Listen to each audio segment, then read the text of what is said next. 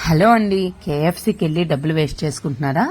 అలా కాకుండా చక్కగా ఇంట్లోనే ఒక అరకిలో చికెన్ తెచ్చుకొని ఇంటిల్లపాది మొత్తం కూడా కేఎఫ్సీ స్టైల్లో చికెన్ చేసుకుని తినవచ్చండి. భలే ఉంటుంది తెలుసా. కేఎఫ్సీ చికెన్ కన్నా మనం ఇంట్లో చేసుకునే చికెన్ అయితే చాలా బాగుంటుంది.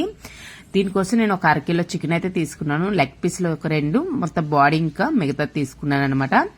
లెగ్ పీసులకి మధ్యలో కట్ చేశానండి. కట్ చేయడం వల్ల మసాలా అనేది దానికి బాగా పడుతుంది. చూస్తున్నారు కదా ఎలా కట్ చేశాను.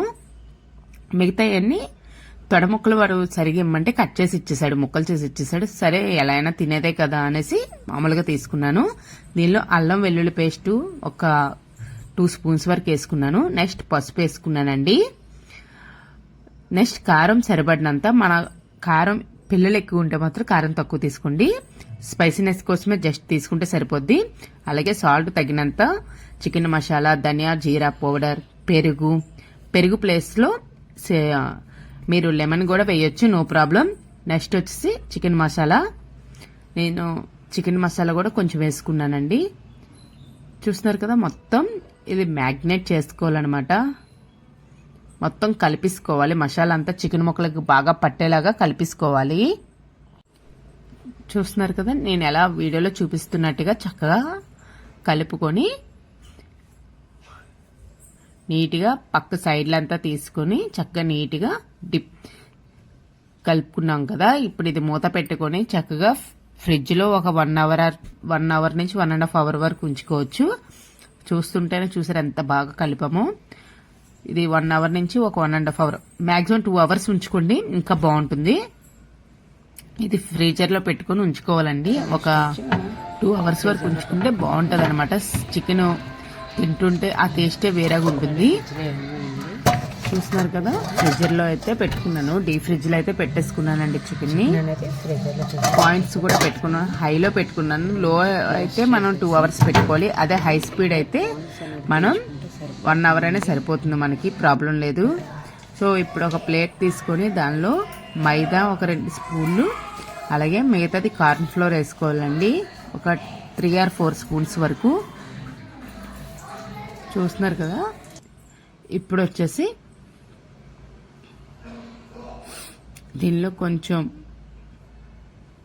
కార్న్ ఫ్లోర్ కొంచెం ఎక్కువ వేసుకుంటే ఇంకా చాలా బాగుంటుంది. అంటే మిగిలిన పర్వాలేదు కానీ తక్కువ అవ్వకూడదు కదా.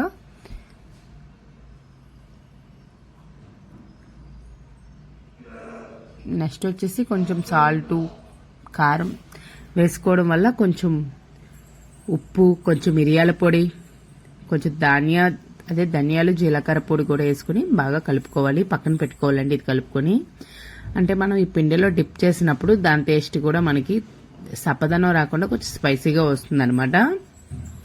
సో తర్వాత ఇంకొక ప్లేట్ తీసుకుని దానిలో ఒక 2 గుడ్ల వరకు కొట్టుకుని అందులో వేసుకోవాలి. బాగా కలిపేసి పక్కన పెట్టుకోవాలండి గుడ్లు. చూస్తున్నారు కదా, వీడియోలో చూపించినట్టుగా చేసుకోవాలన్నమాట. మీలో ఎంతమందికి ఇలా కేఎఫ్సీకి వెళ్ళి చికెన్ బకెట్స్ తినడం అలవాటు చెప్పండి, నాకు కామెంట్ చేయండి, మర్చిపోవద్దు.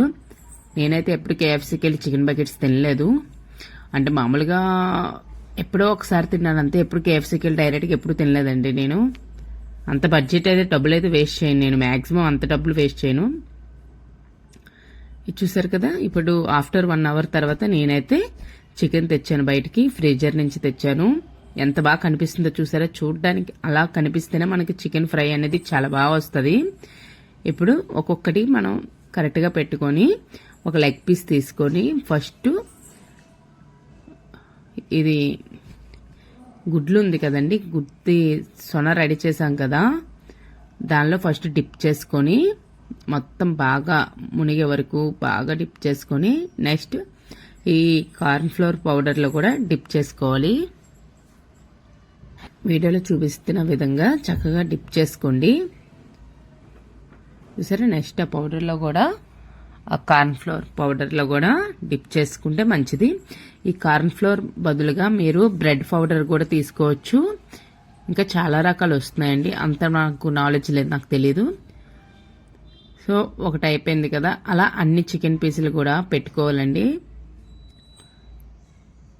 మీరు ఎప్పుడైనా ఇంట్లో ట్రై చేశారండి? నేనైతే చేశాను. చాలా వెరీ టేస్టీ అండి, చాలా మంచి టేస్ట్ వచ్చింది. నేను మొదటిసారి చేశాను. నేను యూట్యూబ్లో వీడియోస్ చూసి అమ్మ చేతి వంట వీడియోస్ చూసి చేశాను. సక్సెస్ అవుద్దా అవదా అనేసి అందుకే ఇంత లేట్గా పెడుతున్నాను. నెల రోజుల ముందు తీసిన వీడియో ఈ రోజు నాడు పెడుతున్నానంటే టేస్ట్ బాగుంటేనే పెడతామండి. టేస్ట్ బాగోకపోతే వీడియో అయితే స్కిప్ చేసేస్తాం మేము. నెక్స్ట్ వచ్చి అన్ని చికెన్ పీసులు కూడా అలాగే డిప్ చేసుకుని పక్కన పెట్టుకోవాలి.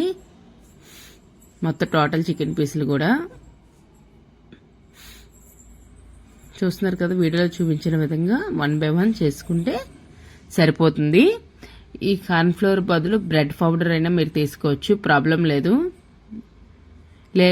ఇలా చికెన్ ఇలా కూడా చేసుకోవచ్చండి. ఈ పౌడర్ ఈ గుడ్డు సొనా లేకుండా డైరెక్ట్గా కూడా మీరు చికెన్ ఫ్రై అనేది చేసుకోవచ్చు. ఇప్పుడు ఒక పాన్ తీసుకుని అందులో ఆయిల్ పోసుకోవాలి. డీప్ ఫ్రైకి సరిపడినంత ఆయిల్ వేసుకోవాలండి. ఆయిల్ హీట్ అయిన తర్వాత ఒక చిన్నది పిండిలాగా వేసి చూడాలి ఆయిల్ వేడైందో లేదో. ఆయిల్ అయితే వేడైంది. సో నేనైతే చికెన్ పీసులు వేసేస్తున్నాను. చూస్తున్నారు కదా, చికెన్ పీసులు అయితే వేస్తున్నాను అనమాట. మా ఇంట్లో అందరు వెయిటింగ్ అండి చికెన్ పీస్ కోసం. చూసారా ఎంత చక్కగా ఫ్రై అయిపోతున్నాయో, ఆల్మోస్ట్ ఫ్రై అయిపోతున్నాయండి. మీలో ఎంతమందికి ఇలా ఫ్రై ఐటమ్ ఇష్టం? మనం అనుకుంటే ఎక్కువ ఆయిల్ లాగుతుందని, నాకైతే ఆయిల్ అస్సలు లాగలేదండి. ఈ నాన్ వెజ్ ఆయిల్ మనం అనుకోవచ్చు, మీరు బయట అయితే ఓకే, మనం ఇంట్లో అయితే కర్రీస్లోకైనా యూజ్ చేసుకోవచ్చు. నాన్ వెజ్ వండిన రోజు కూడా ఈ ఆయిల్ యూజ్ చేసుకోవచ్చు.